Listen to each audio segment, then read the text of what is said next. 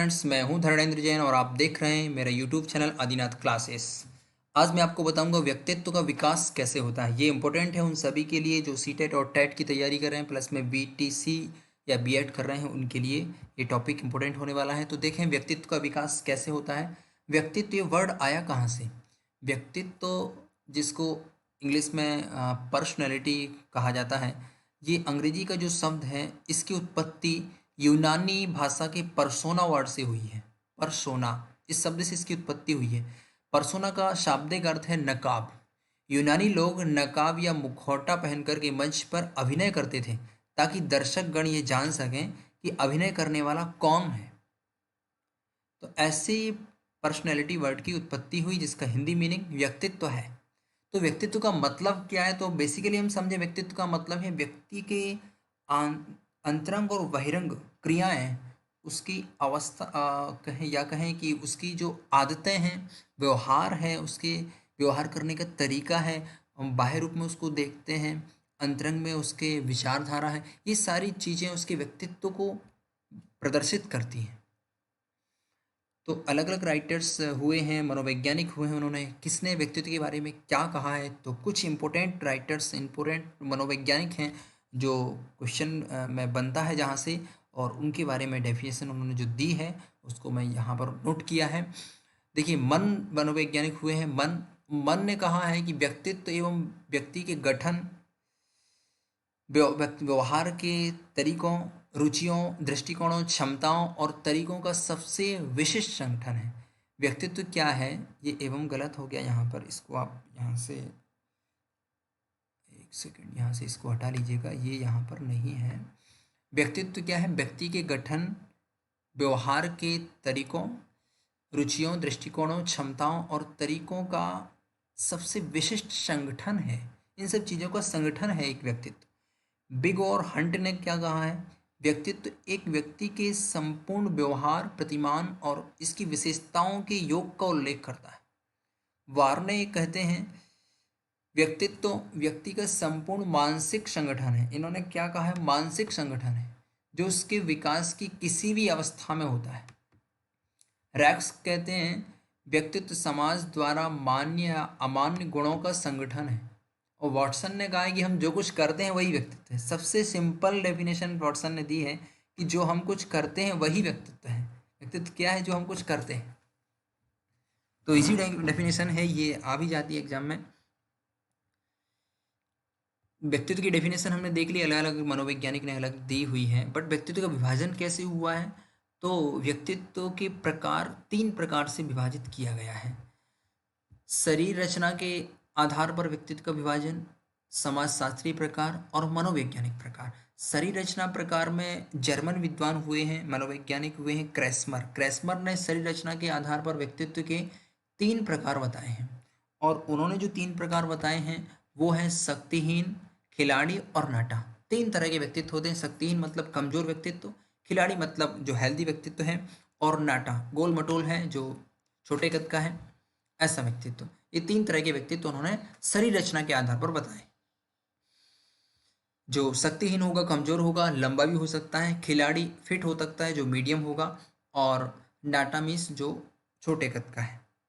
तो तीनों को उन्होंने ले लिया है। सामाजिक शास्त्रीय प्रकार अगर देखते हैं तो स्प्रेंगर एक मनोवैज्ञानिक हुए हैं, उन्होंने अपनी पुस्तक टाइप्स ऑफ मैन में व्यक्ति के सामाजिक कार्यों और स्थिति के आधार पर, किस पर? सामाजिक कार्य और स्थिति के आधार पर व्यक्तित्व के 6 प्रकार बताए हैं। उन्होंने कहा है कि पहला सैद्धांतिक व्यक्तित्व होता है, राजनीतिक व्यक्तित्व होता है, आर्थिक व्यक्तित्व, धार्मिक व्यक्तित्व, सामाजिक व्यक्तित्व और कलात्मक व्यक्तित्व। इस तरह से व्यक्तित्व के 6 भेद उन्होंने बताए।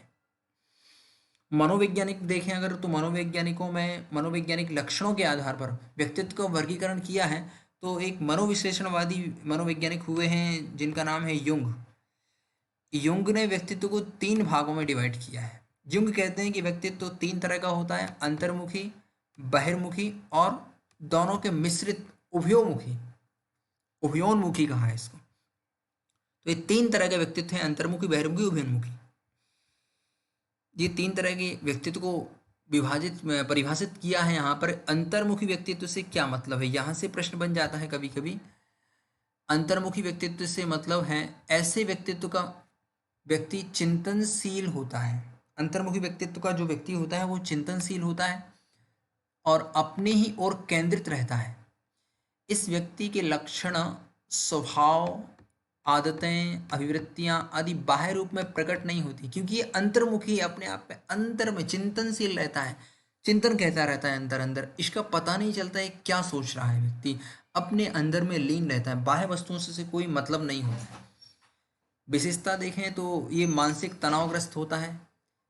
इस तरह के व्यक्ति तो चिंतनशील होते हैं, चिंतन करते रहते हैं। ये अच्छे लेखक होते हैं परंतु अच्छे वक्ता नहीं होते। ये प्रायकर स्वार्थी रूप से होते हैं, गहन अध्ययन करते हैं। अंतर्मुखी व्यक्तित्व वाले सामाजिक नहीं होते क्योंकि ये अपने आप में अंदर में लीन रहते हैं। ये एकांकी होते हैं और व्यवहार कुशल तो बिल्कुल नहीं होते क्योंकि इनको दुनिया से कोई मतलब नहीं होता है, इसलिए अंतर्मुखी व्यक्तित्व वाले व्यवहार कुशल नहीं होते।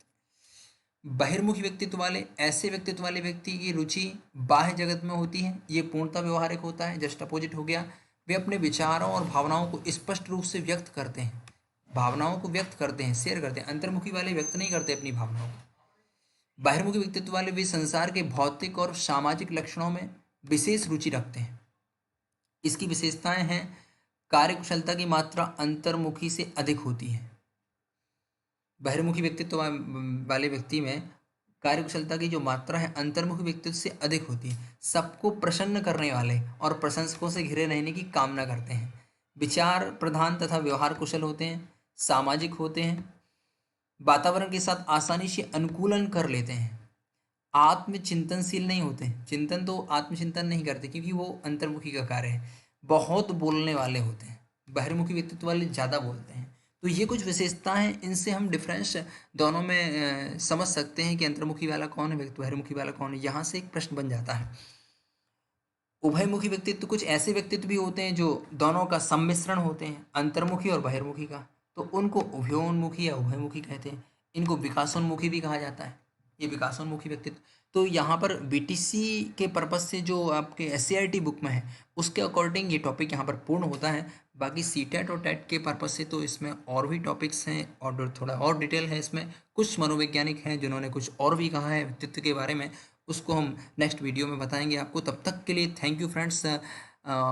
लाइक और सब्सक्राइब करना ना भूलें। टेलीग्राम चैनल है मेरा बीटीसी साइकोलॉजी, इसको भी आप ज्वाइन कर लें। इसमें मैं नोट्स भी प्रोवाइड कराऊंगा आपके लिए। और यहाँ पर जो भी वीडियो वगैरह आएगा, यूट्यूब चैनल है आदिनाथ क्लासेस, इसको लाइक कर लें, शेयर और सब्सक्राइब करें, बेल आइकन को प्रेस कर लें जिससे आगे आने वाले